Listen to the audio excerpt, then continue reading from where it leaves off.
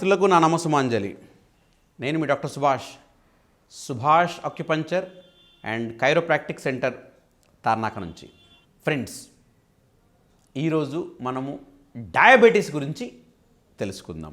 అసలు డయాబెటీస్ ఎందుకు వస్తుంది, ఎవరికి వస్తుంది, మనం రాకుండా ఉండాలంటే ఏ జాగ్రత్త తీసుకోవాలి, లేదు వచ్చిన తర్వాత మనం ఏ జాగ్రత్త తీసుకోవాలి, డయాబెటీస్ నుంచి మనం ఏ విధంగా బయటపడవచ్చు తదితర విషయాల మీద మనం తెలుసుకునే ప్రయత్నం చేద్దాం. ఫస్ట్, డయాబెటీస్లో రెండు రకాలు. ఒకటేమో type 1 diabetes, type 2 diabetes.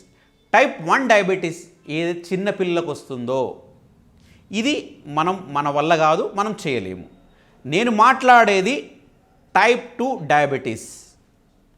Type 2 diabetes ఖచ్చితంగా పేషెంట్ మనకు సహకరిస్తే ఎక్సర్సైజ్ థెరపీస్ ద్వారా, డైట్ థెరపీ ద్వారా, మన యాక్యుపంచర్, యాక్యుప్రెషర్ ఈ థెరపీస్ ద్వారా ఖచ్చితంగా షుగర్ పేషెంట్ని బయట షుగర్ నుంచి వేయడానికి చాలా ఆస్కారం ఉంది. ఇప్పటి వరకు మనకు తెలిసిన విషయం ఏంటి, ఒకసారి డయాబెటిక్ వస్తే ఇంకా జీవితంలో వాళ్ళు మెడిసిన్ మీదనే ఉండాలి, మెడిసిన్ లేకుండా ఉండలేము అనేది మనకు తెలుసు. బట్ నేనేమంటున్నాను, వాళ్ళకు బాడీలో ఏమి కాంప్లికేషన్స్ లేకుండా కేవలం డయాబెటీసే ఉంది అంటే మాత్రం ఖచ్చితంగా మనము నేను చెప్పినట్టుగా హర్బల్ రెమెడీస్ నుంచి, యాక్యుప్రెషర్, యాక్యుపంచర్ నుంచి, డైట్ థెరపీ నుంచి, ఖచ్చితంగా ఎక్సర్సైజ్ థెరపీ నుంచి వాళ్ళని బయటపడేయడానికి ఆస్కారం ఉంది. ఎవరైతే పేషెంట్ మనకు సహకరిస్తాడో, మనం చెప్పినట్టు చేస్తాడో వాళ్ళు బాగుపడ్డ సందర్భాలు ఉన్నాయి. 10 సంవత్సరాల నుంచి కూడా డయాబెటీస్ ఉన్న వాళ్ళు ఈరోజు మెడిసిన్ లేకుండా మన థెరపీస్ ద్వారా బాగుపడ్డ వాళ్ళు ఉన్నారు. 1 year, 6 months, 5 months 5 months diabetes వచ్చింది, 5 years నుంచి డయాబెటీస్ ఉంది, ఇది మనకు పెద్ద విషయం కాదు, ఇట్టే తీసేయచ్చు దాన్ని. కానీ క్రానిక్ డయాబెటీస్, అదే వాళ్ళకు ఏదో కిడ్నీ ప్రాబ్లం ఉంది, క్రానిక్ హార్ట్ ప్రాబ్లం ఉంది, అలాంటి వాళ్ళనైతే నేను దూరం పెడతాను. ఎవరికైతే వేరే ఏమి కాంప్లికేషన్స్ లేకుండా డయాబెటీస్ ఉన్నాయో ఖచ్చితంగా ఇప్పుడు మనం చెప్పే థెరపీస్ ద్వారా వాళ్ళ నుంచి బాగుపడడానికి అవకాశం ఉంది. డయాబెటీస్ ఎందుకు వస్తుంది, ఎవరికి వస్తుంది అనే దీని గురించి తెలుసుకుందాం. నేను మీకు ఇంతకుముందు చెప్పినట్టుగానే టైప్ 1 డయాబెటీస్ ఏంటంటే అది ప్యాంక్రియాస్ పనిచేయడం మానేస్తుంది, ఇన్సులిన్ ఉత్పత్తి చేయడం మానేస్తుంది. నా థెరపీస్ ఏం చేయలేవు. టైప్ 2 డయాబెటీస్లో మన థెరపీస్ అద్భుతంగా పనిచేస్తాయి. టైప్ 2 డయాబెటీస్ రావడానికి 2 కారణాలు మిత్రులారా. ఒక కారణం ఏంటి, మన బాడీలో ఇన్సులిన్ ఉంటుంది కానీ ఆ ఇన్సులిన్ మన బాడీ వాడుకోలేకపోతుంది. దీన్ని ఏమంటారు, ఇన్సులిన్ రెసిస్టెన్స్ ఫినామినా అంటారు. అంటే మన దగ్గర ఇన్సులిన్ ఉంది కానీ మన బాడీ వాడుకోలేకపోతుంది. దీన్ని ఇన్సులిన్ రెసిస్టెన్స్ ఫినామినా అంటారు. దీని ద్వారా కానీ, లేకపోతే ఇంకోటి ఏంటి, మన బాడీకి ఎంతైతే ఇన్సులిన్ అవసరం కావాలో అంత ఇన్సులిన్ మన ప్యాంక్రియాస్ తయారు చేయలేకపోతున్నవి. ఇది టైప్ 2 డయాబెటీస్కి రెండో కారణము. ఈ 2 కారణాలు ఏ కారణమైనా సరే మనం తగ్గించవచ్చు. ఇన్సులిన్ రెసిస్టెన్స్ ఎందుకు డెవలప్ అవుతుంది అంటే మనం తీసుకుంటున్న ఫుడ్ ఎలా ఉండాలి, ఆ ఫుడ్లో ఫ్యాట్ ఉండాలి, కార్బోహైడ్రేట్ ఉండాలి, ప్రోటీన్ ఉండాలి, అన్నీ ఉండాలి. కానీ ఈరోజు ప్రపంచమంతటా, ఓన్లీ ఏపీ తెలంగాణలో కాదు మిత్రులారా, ప్రపంచమంతటా ఫాలో అయ్యేది 2 కైండ్ ఆఫ్ డైట్సే. ఒకటి rice oriented or rice derived diet, అంటే అది ఇడ్లీ అవ్వచ్చు, దోశ అవ్వచ్చు, మురుకులు అవ్వచ్చు, అంటే రైస్తో చేసినవి. నెక్స్ట్ ఇంకోటి వీట్ తోటి, అంటే hot dog, cold dog, okay, chapati, bread, ఇవన్నీ. So wheat, rice. ఇండియాలో అయితేనేమో రైసు, వేరే కంట్రీస్ అయితేనేమో వీట్. ఈ రెండిటి మీదనే చాలా వరకు డైట్ ఆధారపడింది. So excess carbohydrate is not good for our body. So మనము కావాల్సిన దానికంటే ఎక్కువ తింటున్నాము. మిగతావి ఫైబరు అలాంటివి మనం తక్కువ తింటున్నాము. దాని ద్వారా ఇది కూడా ఒక ప్రధానమైన కారణము ఇన్సులిన్ రెసిస్టెన్స్ డెవలప్ అవ్వడానికి. ఇంకా చాలా కారణాలు అనుకోండి, నేను ప్రధానమైన కారణం చెప్తున్నాను. ప్యాంక్రియాస్ ఎంతైతే ఇన్సులిన్ తయారు చేయాలో అంత తయారు చేయకపోవడానికి మనం ఉండే స్ట్రెస్ కావచ్చు, ఓకే, మనం ఉంటున్న జీవన విధానం కావచ్చు, అట్లాగే మనం తీసుకుంటున్న డైట్ కావచ్చు, డైట్లో సమతుల్యం లేనప్పుడు డెఫినెట్గా మనకు ప్రాబ్లం రావడానికి ఆస్కారం ఉంటుంది. సో వీలైనంత వరకు మన డైట్లో వీట్ అండ్ రైస్ ఉండకుండా చూసుకోవాలి. మరి దీనికి ప్రత్యామ్నాయం ఏంటి? మిల్లెట్స్, సిరిధాన్యాలు. సిరిధాన్యాలు తీసుకునే ప్రయత్నం చేయండి. నెక్స్ట్ నట్స్ తీసుకునే ప్రయత్నం చేయండి. స్ప్రౌట్స్ తీసుకునే ప్రయత్నం చేయండి. ఫ్రూట్స్ తీసుకునే ప్రయత్నం చేయండి. అంటే వీట్ రైస్ కాకుండా మీరు మిగతావి ఎక్స్ప్లోర్ చేయడానికి ప్రయత్నం చేయండి. సలాడ్స్ తీసుకోండి, జ్యూసెస్ తీసుకోండి, రకరకాలు. ఇప్పుడు ఈరోజు మీకు మార్కెట్లో చాలా వెరైటీస్ అవైలబుల్లో ఉన్నాయి. సో మీకు ఉపయోగపడేది మీరు తీసుకునే ప్రయత్నం చేయండి. మిత్రులారా, డయాబెటిక్ ఉన్న వాళ్ళు ఏమేమి తీసుకోకూడదు? రైస్, వీలైనంత వరకు రైస్ ఐటమ్స్ తక్కువ. చాలామంది నేను రైస్ కొట్టలేదు కానీ రోజు పొద్దున ఇడ్లీ తింటానండి. ఇడ్లీ అంటే ఏంటంటే రైసే కదండి. కాదండి, నేను దోశ తింటానండి. దోశలో మ్యాక్సిమం ఏముందండి? అట్లా ఏవైనా సరే రైస్ డెరివేటివ్ తీసుకోకూడదండి. రైస్తో ఆధారపడినది తీసుకోకూడదు. నేను మురుకులు తింటానండి, మురుకులు చేసినాయి రైస్తో చేసినాయి అంటే రైస్ తిన్నట్టే కదా. సో రైస్ డెరివేటివ్స్ తీసుకోకండి. అట్లాగే వీట్ డెరివేటివ్స్ తీసుకోకండి. మీరు ఇంతకుముందు నేను చెప్పినట్టుగా సిరిధాన్యాలు డెరివేటివ్ తీసుకోండి, డ్రై ఫ్రూట్స్ తీసుకోండి, మామూలు ఫ్రూట్స్ తీసుకోండి, రా వెజిటేబుల్స్ తీసుకోండి, స్టీమ్డ్ వెజిటేబుల్స్ తీసుకోండి. అట్లా వాట్ ఎవర్ యూ వాంటెడ్. మీరు రా తింటారా, స్టీమ్డ్ తింటారా, వాట్ ఎవర్ ఇట్ ఈస్, మీరు అలా తినే ప్రయత్నం చేయండి. ఇది దీంతోపాటు మిల్క్, రా మిల్క్, పాలు తాగడము శ్రేయస్కరం కాదు. సో పాలు అవాయిడ్ చేయండి. కొంతవరకు మీరు చిలికిన మజ్జిగ తీసుకోవచ్చు. పాలు అవాయిడ్ చేయండి. పాలు మంచిది కాదు. నాకు కాంట్రవర్సీ క్రియేట్ చేయడం అన్నది నా సంకల్పం కాదండి. నేనేదైతే సిద్ధాంతాన్ని నమ్ముతున్నానో, నా పేషెంట్ మీద ప్రయోగించానో, మన స్టూడెంట్స్ ద్వారా వాళ్ళ పేషెంట్ మీద ప్రయోగించారో మనకు వచ్చిన మంచి రిజల్ట్స్ మీతో షేర్ చేస్తున్నాను. అంతేగాని కొందరికి పాల మీద అభిప్రాయం ఉండొచ్చు, అది నేను కాదనను. నాకు అయిన అనుభవం చెప్తున్నాను. ఇదేదో నేను ఆషామాషి చెప్పట్లేదు. చైనా డైట్ స్టడీ, అట్లాగే విగాన్ వాళ్ళ అనుభవాలు, అట్లా చాలామంది మహాత్ములు ఎవరైతే ఈ పాలన కాదని చేస్తున్నారో వాళ్ళ రీసెర్చ్ చదువుతున్నాను, వాళ్ళతో అసోసియేట్ అవుతున్నాను, వాళ్ళ లిటరేచర్ చదువుతున్నాను కాబట్టి నేను కన్విన్స్ అయ్యాను. అందుకని నేను నేను షేర్ చేస్తూ ఉన్నాను. ఒకవేళ ఇది కాకుండా మీకు మీ లిటరేచర్ అది బలంగా పాలను వాడమని చెప్తుంది అనుకోండి, అది మీ వరకు. నేను దాని మీద నేను కమెంట్ చేయను. కానీ నా విషయం గుర్తుపెట్టుకోండి, నేను కంట్రవర్సల్ చేయాలన్నది నా కాన్సెప్ట్ కాదు. అట్లాగే యానిమల్ ప్రోటీన్ అంటే గుడ్డు, పాలు, మాంసము, డయాబెటీస్ వచ్చిందో వాళ్ళు ఇవి చాలా వరకు తగ్గించాలి. కాదండి మేము చేపలు తింటామండి, చేపల్లో కూడా మందులు వేస్తున్నారు, చేపలను కూడా ఆర్గానిక్గా పెరగట్లేదు. కాబట్టి యానిమల్ ప్రోటీన్ని కట్ డౌన్ చేయాలి. వీలైనంత వరకు తినకపోవడం ఉత్తమము, లేదంటే చాలా వరకు కట్ డౌన్ చేయండి. మిల్క్, ఎగ్ వెజిటేరియన్ కదండి, నో కాంట్రవర్సీ. ఎగ్ కూడా I consider it as a non veg only.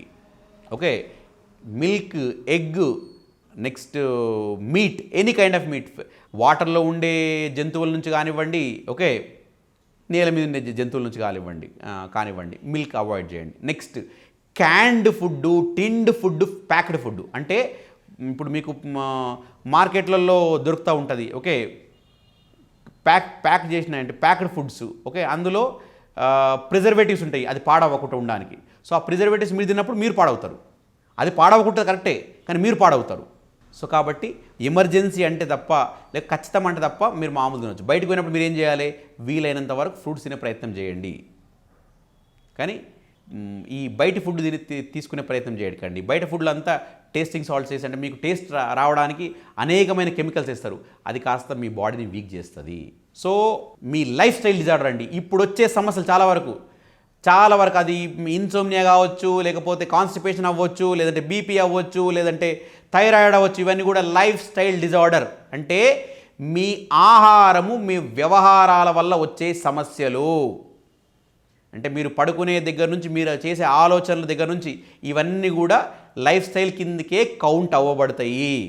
So మీరు తీసుకునే ఫుడ్తో పాటు మీరు చేసే ఆలోచనలు ఇవన్నీ కూడా ఇంపార్టెంటు. డయాబెటీస్లో ఒకటి diet very important. Next stress.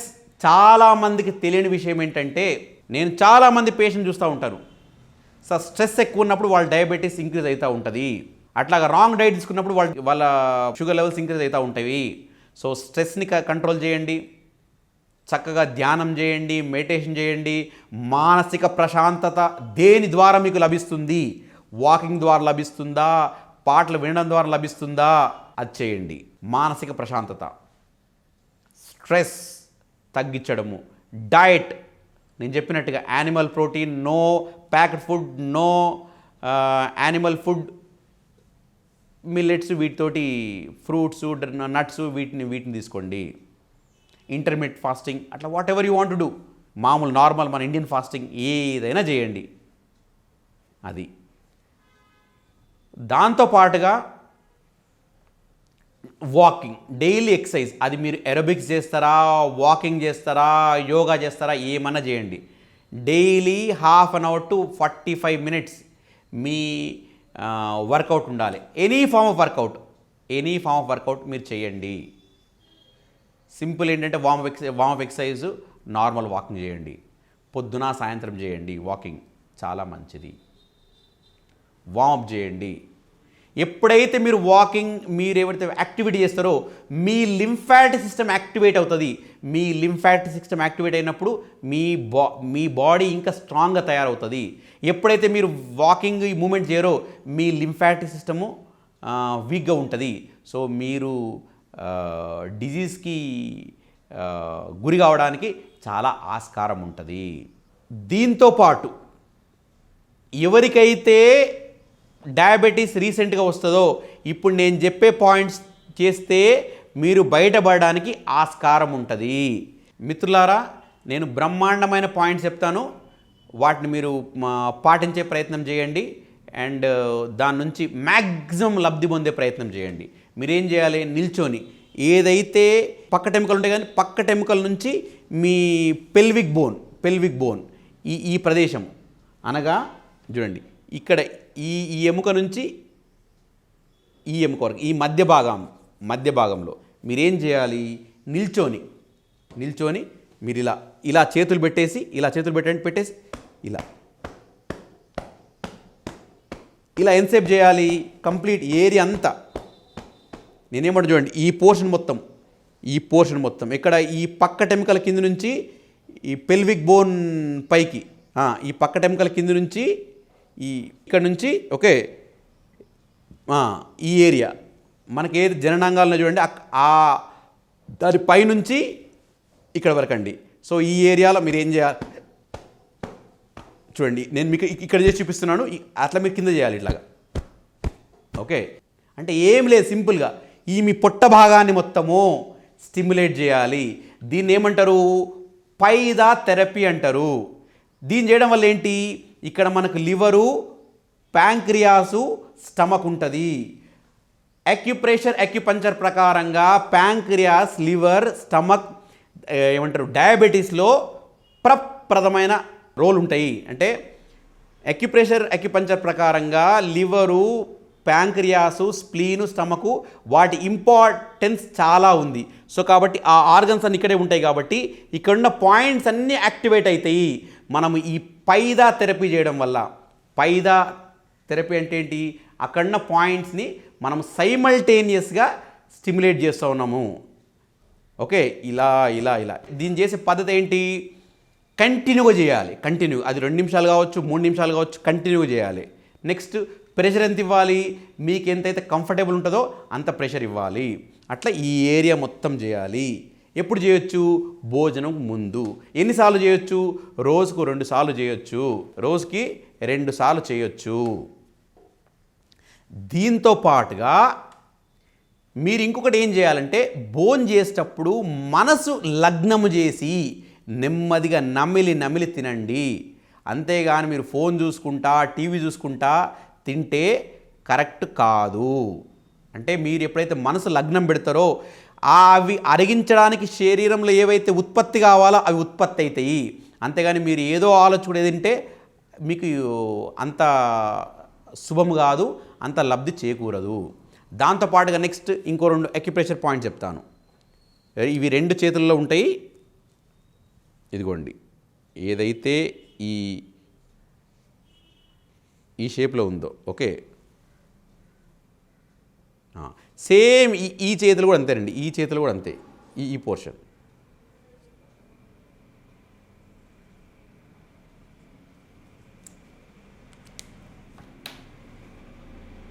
మిత్రులు మీకు కనబడుతుంది కదా, చూడండి.